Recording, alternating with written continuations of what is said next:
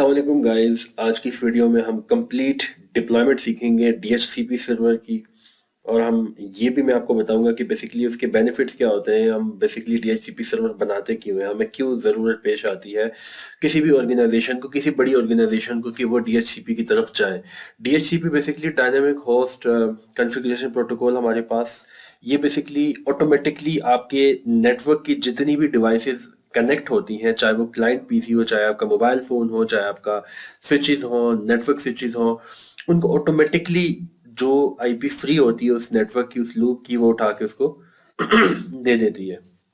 ये बेसिकली हमारे पास फायदा। अगर हम DHCP की तरफ ना जाए तो हम, आप ये मान के चलें कि हमारे एक इदारे में 100 जो है वो कस्टमर्स हैं, या 100 जो है वो एम्प्लॉयज़ हैं। उनकी 200 डिवाइसेस हैं। एक एक एम्प्लॉय के पास दो दो डिवाइस हैं, एक लैपटॉप और एक मोबाइल।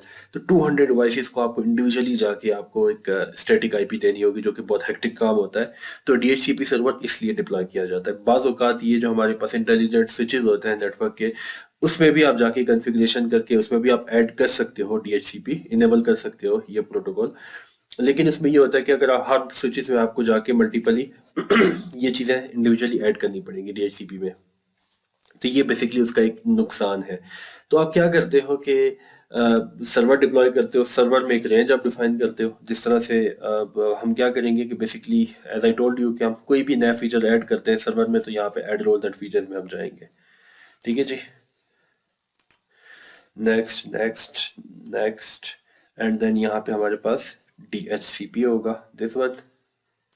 ठीक है, यहाँ पे इसको रीस्टार्ट कर लेंगे, यस, एंड देन इंस्टॉल कर लेंगे इसको।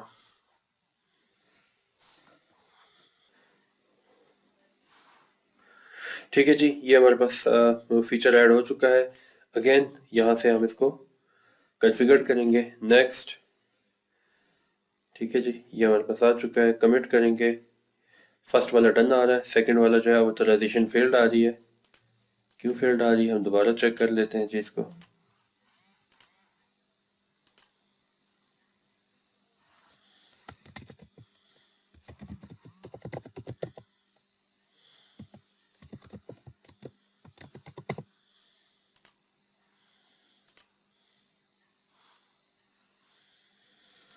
ओके, ये इस वजह से फेल्ड आ रही है कि हमने इसको सर्वर 1 में करना था और हमने इसको 2 में कर दिया। तो हम आएंगे यहाँ पे और यहाँ पे हम इसको ऐड करेंगे।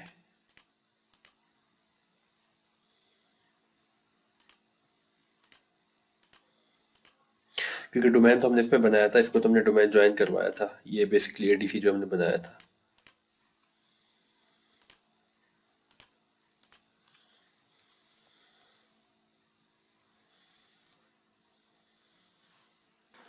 ठीक है जी, ऐड हो चुका है हमारे पास, क्लोज। यहाँ से इसको हम कॉन्फ़िगर करेंगे।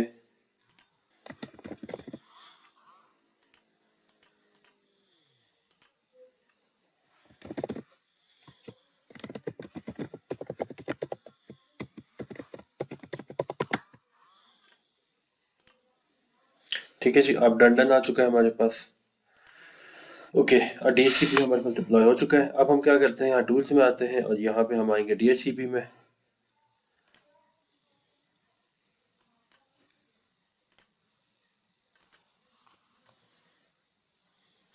अब यहाँ पे हम क्या करेंगे, एक रेंज हम डिफाइन करेंगे।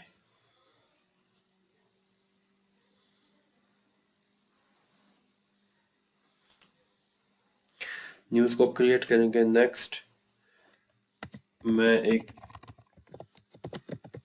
टेस्ट स्कोप इसको दे देता हूँ, नेक्स्ट। अब यहाँ पे हम क्या करेंगे, एक IP की रेंज हम देंगे। अब सबसे पहले यहाँ पे मैं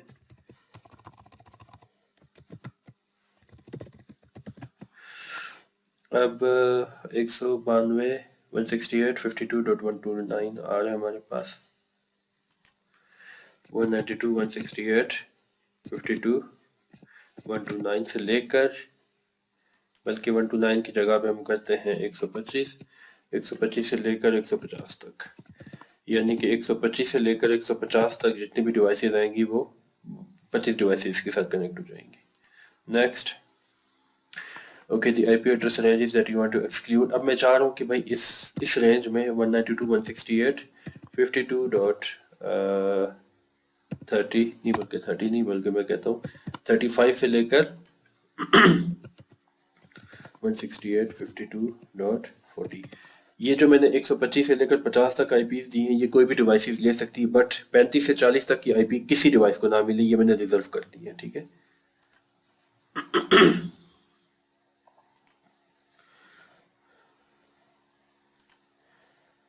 52 125 से लेकर 50 तक, 125 से लेकर ओके ओके ओके ओके, मैंने उस रेंज में नहीं लिखी थी 125 100 वाली रेंज थी। ओके, अब मैं ऐड कर लेता हूँ तो ऐड हो जाएगा। नेक्स्ट नेक्स्ट नेक्स्ट ओके जी, 192 168.52.2 next next next, finish. Scope add हो चुका है मेरे पास। ठीक है, अब मैं क्या करता हूँ, मैं क्लाइंट पीसी में आता हूँ।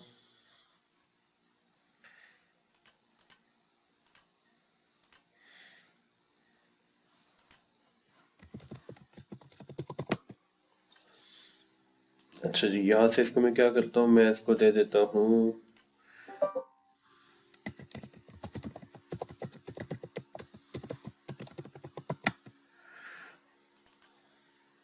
मैं कहता हूँ भाई आप ऑटोमेटिकली उठाओ। ठीक है, अब देखते हैं कि 125 से 150 के रेंज में उठाता है या उससे हट के उठाता है। इसको उठानी उसी रेंज में ही चाहिए।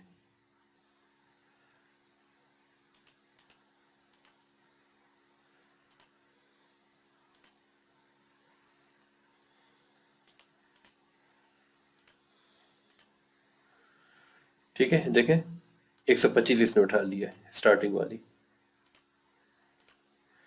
अच्छा जी, यहाँ पे मैं आ जाता हूँ एड्रेस पूल में। देखें 125 से 150 तक की रेंज या डिस्ट्रीब्यूशन है, बट 135 से 140 ये किसी को भी नहीं मिलेंगे, मैंने रिजर्व की हुई है। ठीक है जी,